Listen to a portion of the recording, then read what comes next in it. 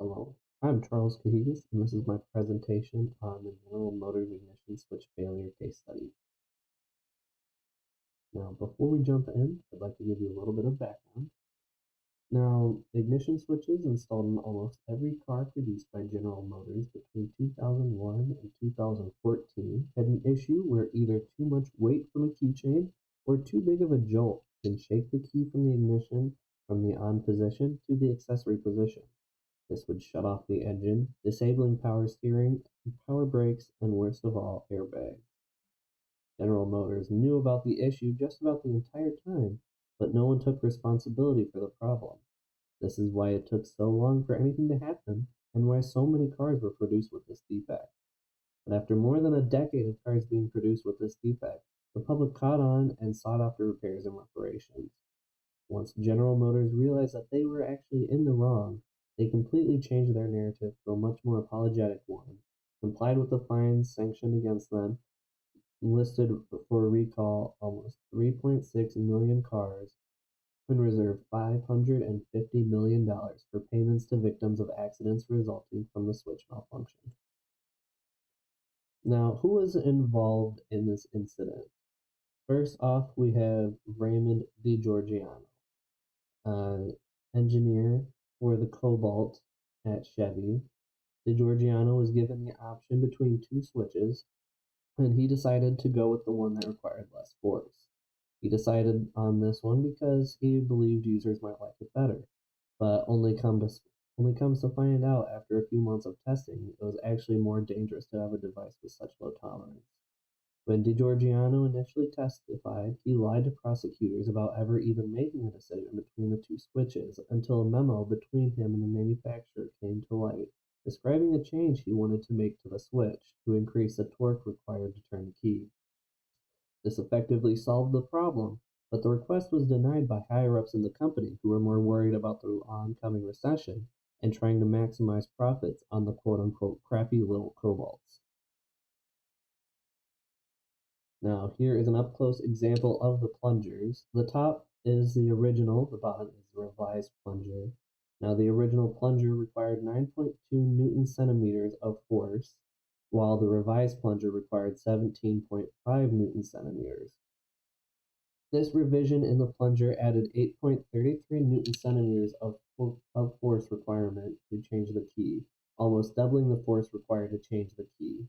In addition to the change in the spring, they also made the plunger longer by 1.1 millimeters, making it more stable in the chamber and less likely to come out. Now, a few other key players we have in this incident. We have Gary Altman, another engineer for the Cobalt, whose testimony was crucial for the investigation.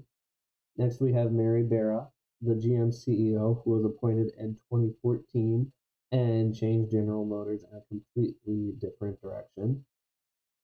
And then next we have customers of General Motors. We have approximately 30 million customers around the globe who were involved in this recall. Next we have General Motors itself, the car manufacturer involved in the recall. We have Delphi, which was the manufacturer of the ignition columns for General Motors. And then finally, we have the NHTSA and the United States government. Now, we have a few incentives for these key players in terms of Raymond's incentives. He was able to make if he was able to make the manufacturing process faster or cheaper for General Motors, executives might award him with a promotion, raise, or bonus. Now, similar thing for Gary Altman. If he was able to help with the column and make it go faster, he would also be able to receive a promotion or bonus. And in fact, with the amount of time he had spent there, he was in line to receive a promotion. But he put all of that on the line to testify for the United States government. Next, we have Mary Barra, the CEO of General Motors. Now, she changed the attitude of General Motors, one from secrecy to one of sharing. And her change changed the response of General Motors and helped the situation they were in coming out of the recession. Now, Mary Barra, she had incentives to receive a bonus as well, but with her being at the CEO position, she was also incentivized to make the cars cheaper, increase profits for General Motors, and cut the costs as well. Now, General Motors have very similar incentives as Mary Barra, except they are not lined up to receive a bonus. Next, Delphi was the manufacturer of the switches and informed General Motors that there was an issue several times, and they did not have an incentive to make the smaller plungers. When they made a smaller part, the part costs more, and Delphi charges less because they spend less on making the part. And smaller parts means faster manufacturing time, which means potential bonuses for Delphi. So really, this is a win-win situation for Delphi. They're going to have business with General Motors, whether it's them making bigger plungers or smaller plungers. Next up, we have the NHTSA, and their only role in this was to certify that the cars coming off the line are safe. And other than that, they are completely independent from the situation. Now, the US government got involved when they found out what was going on. And then the GM customers, they are interested in having safer vehicles as well as cheaper ones as well. So those are a few incentives for all of the parties that are involved. Moving on, we have a timeline here. So Delphi, in 2002, Delphi alerted General Motors that the switch did not meet their standards. And General Motors responds and says that they needed to postpone the implementation of the new switch because it is too costly, as they had already started the manufacturing process for the 2002 Saturn Ion. Now, a few months after that notification, Saturn Ion was released. And following the release of the Saturn Ion in December, they started to see issues with the starting column right away. And then about a year after the first issues appeared, we had our first crash fatality. 2 years after the first fatality, General Motors actually considered switching to the new switch, but decided not to. This was because executives were concerned about maximizing profits. Next, in 2005 of December of 2005, General Motors issues another service bulletin, but not a recall, simply a service bulletin. And then a few years later, President George W. Bush gives out the General Motors bailout. And then about a year after that, General Motors declares bankruptcy. And now there's a bit of a gap here in the timeline between 2005 and 2014. And that's because in 2005, General Motors actually did change the switch in their ignition columns. And that is why we stopped seeing deaths. That's why we stopped seeing any incidents of this. But then when Mary Barra came into the CEO position at General Motors, she learned of the ignition switch issue and brought it to light to everyone. Then in 2014, in February of 2014, General Motors began the recall. Shortly after, General Motors was fined $35 million for the issue with the switch and the extremely delayed response. And then finally, in September 2015, General Motors reached an agreement to settle with the victims and families of the victims. Now, moving on, here is a list of the vehicles affected. First, we have Chevy. We have the Chevy Camaro, Cobalt, HHR, Impala, Malibu, and Monte Carlo. We have the Pontiac G5, Grand Am, Grand Prix, and the Solstice. Cadillac CTS, DeVille, DTS, and the SRX. Next, we have the Buick Enclave, LaCrosse, and the Lucerne. And then we have the Oldsmobile Alero, the Intrigue. And then we have the Saturn Ion, and finally the Saturn Sky. Now, what is the outcome of this situation? Now, there was a $35 million fine for General Motors and civil penalties. There was a recall announced for all the vehicles with the Delphi ignition columns, including the ones I just listed, in addition to ones where the Delphi ignition column would fit as a replacement part. So that increased the recall total from 2.6 cars to about 3.6 million cars. Now, because of this scandal, General Motors lost billions in potential and actual sales. And then on top of that, there was a $90 million settlement that General Motors had to pay to end a government probe into any criminal charges. Next, there were changes in company policy regarding the culture and safety issues and quality. There were payments to victims and a recall totaling more than $1.7 billion.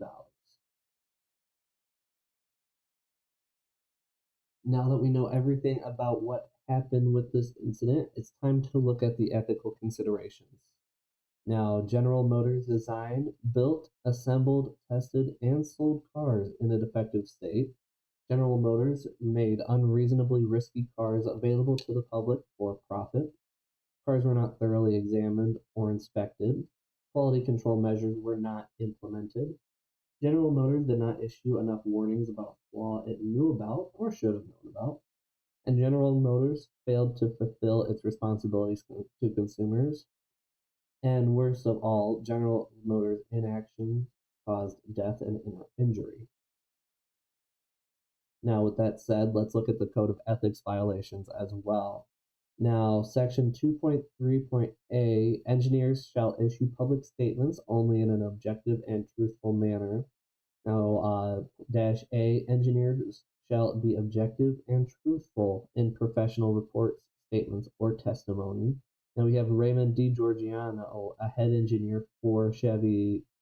He went on stand to defend his actions and blatantly lied during his testimony about his involvement and actions with the plunger, which blatantly violates the Code of Ethics, stating that you must be truthful in a testimony. Moving on, we have Section 2-5-A.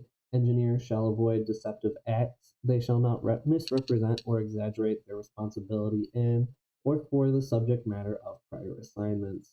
Now, once again, while Raymond DiGiorgiano was on the stand, he denied ever working on the project with the plungers in his testimony, which again was a complete lie. And until the document between him and the supplier came to surface, he was going to maintain that lie as well. Now, moving on, Section 3-3-A, engineers shall avoid all conduct or practice that deceives the public. Engineers shall avoid the use of statements containing a material misrepresentation of fact or omitting a material fact. Now, the part number for the ignition column was not changed halfway through the part's lifespan when the switch was changed, pointing directly at foul play. General Motors changed the part without changing the part number, and that is intentionally misrepresenting a material change about the part. Now moving on, Section 2-1-A, engineers shall hold paramount the safety, health, and welfare of the public. If engineers' judgment is overruled under circumstances that endanger life or property, they shall notify their employer or client and such other authority as may be appropriate. While Raymond DiGiorgiano did alert his supervisors, he failed to continue to alert the supervisors when he noticed that they didn't do anything. And while you can't really put him at fault for this, he is still responsible for not making sure something came from that mistake. Now, to run this situation through the ethics filter, did the action violate anyone's natural rights? Yes. In total, 124 people died from this accident related to the ignition switch turning from on to accessory. In addition, 275 people were injured and approximately 3 million cars were affected. General Motors was violating every victim's natural right to life by choosing to make 90 cents profit on each car instead of fixing the detent plunger. Now, running this through the ethics filter again, indicators of the principle of respect being violated. First, we have the exploiter. We have General Motors exploiting their customers for profits. Now, General Motors exploited their customers for a mere 90 cents per vehicle. Now, in addition to exploiters, I don't consider DiGiorgiano an exploiter in this situation because he did try to make the situation better by approving a new plunger when he realized he made a mistake. However, it was the higher ups who did not approve that plunger, and that is where the exploiter comes into play. Moving on, we have the exploitee, the customers who bought the cars and the customers who died due to the defect. Now, the exploitee in this situation would be the customers who died because of this defect in particular, because they bought cars when they thought that they were going to buy safe cars, when in reality there was a defect that was fatal. Moving on, we have a means. The detent plunger was changed, but the part number didn't. That led to deception. Now, the plunger being smaller than what it would have been, with this part being smaller, it was cheaper to make, saving GM just 90 cents per car. That's the means for this situation. And the ends in this situation would be General Motors saving 90 cents per car. And that doesn't sound like a whole lot when it's just one car, but adding up to the millions that were recalled, that was 32 million back into their pocket in savings alone. And that is their end. And therefore we have a clear example of the principle of respect being violated. We have an exploiter, the General Motors company. We have an exploitee, the customers who bought the General Motors cars. The means, the detent plunger that was changed, and an end, a cover up to prevent a recall. Therefore, as a result of these acts and omissions, there were injuries, deaths, and financial losses. General Motors violated many people's natural right to life and violated the principle of respect, and therefore their actions are impermissible. Now, a few fixes for this situation: we could have more accountability for higher management. We could require higher management to consult engineers who worked on the project before approving or denying an aspect of the project. This sounds simple, but it can help management decide where the best place is to save money and prevent an accidental management oversight like this in the future. Another possible fix for this is easier reporting for lower level employees. For example, if Raymond was able to go to the head of the department and say that this was wrong, we should fix this, and this is the proper fix for this because the numbers in this problem could have been avoided. Raymond submitted his report suggesting the plungers be changed. All he got back was a denial. If he would have been able to go to the head of the department and say, this denial shouldn't have happened, this entire situation could have been avoided, and all of those lives could have been saved. Now, a few alternative outcomes. If we look at the switch swap that happened at the very beginning of this incident, this totally could have been avoided. If this entire switch, if DiGiorgiano would have simply picked the stiffer switch, this entire outcome would not have happened whatsoever. And then if GM would have put out the safety recall back in 2005 when they first became aware of the issue of the trigger being too light to trigger, then this problem would have been avoided as well. And then these are my works cited. And here's page 2. Thank you so much for listening.